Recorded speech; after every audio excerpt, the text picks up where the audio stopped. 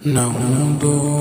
नबी ने को कारण जे विच में जे मिलंदो त को जन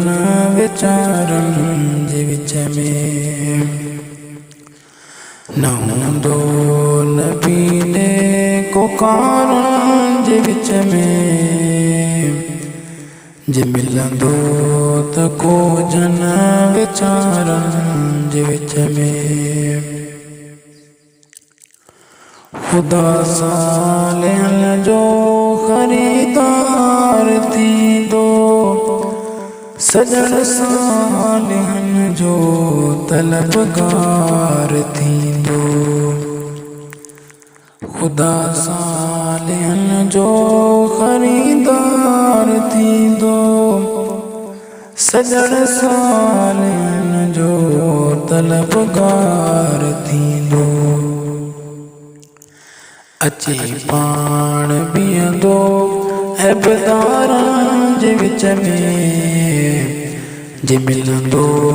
त को जन वीचारनि जे विच में न हसनैन ऐं फातिमा याद हूंदसि रुगो उम्मती बख्श फरियाद हूंदसि कंदो अर्ज़ड़ा पियो कतारनि जे विच में जे मिलंदो त को जन वीचारनि जे विच में सवालक नबीअ जो जॾहिं रादिरल हो हशर ने कहारीअ जी कोरट ॾिहल हो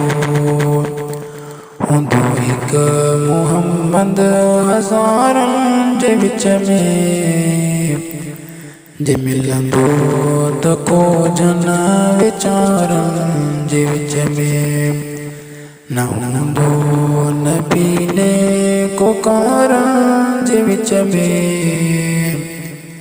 जे मिलंदो त को जन वीचारनि जे विच में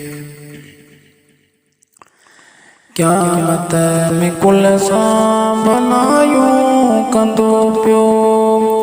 संदसि पाक चेहरो ईअं चमकंदो पियो क़यामत में कुल सां भलायूं कंदो पियो संदसि पाक चेहरो ईअं चमकंदो पियो जीअं चंड चमके सितारनि जे विच में जे मिलंदो त को जन वीचारनि जे विच में न हूंदो नबी ने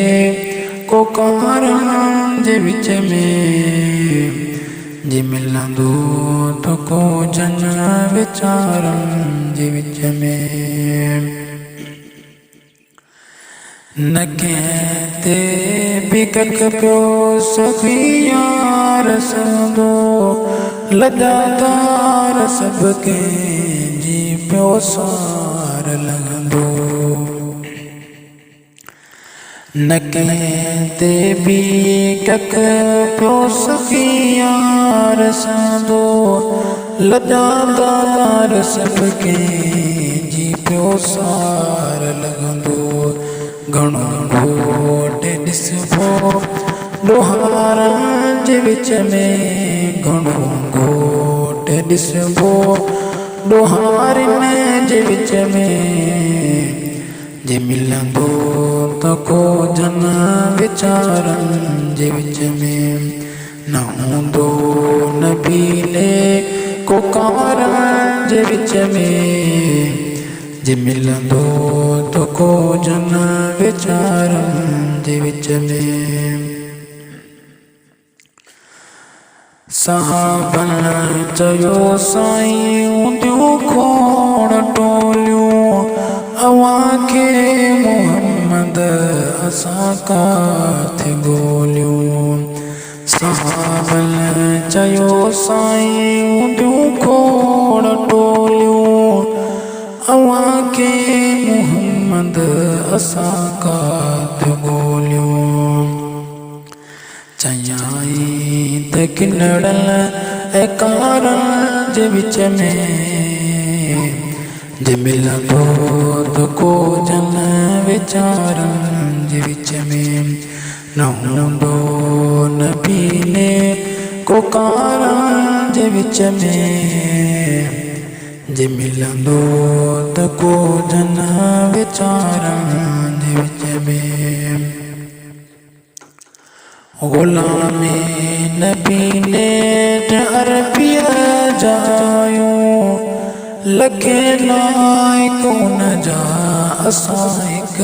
न लायूं ग़ुलामी नबी नेठ अरबीअ जायूं लखे लाइक़ूं न जा असां हिक न लायूं भलायूं करे कीअं भलारनि जे विच में भलाई करे कीअं भलारनि जे विच में जे मिलंदो त को जन वीचारनि जे विच में न हूंदो न पीने को कारनि जे विच में जे मिलंदो त को जन वीचारनि जे विच में।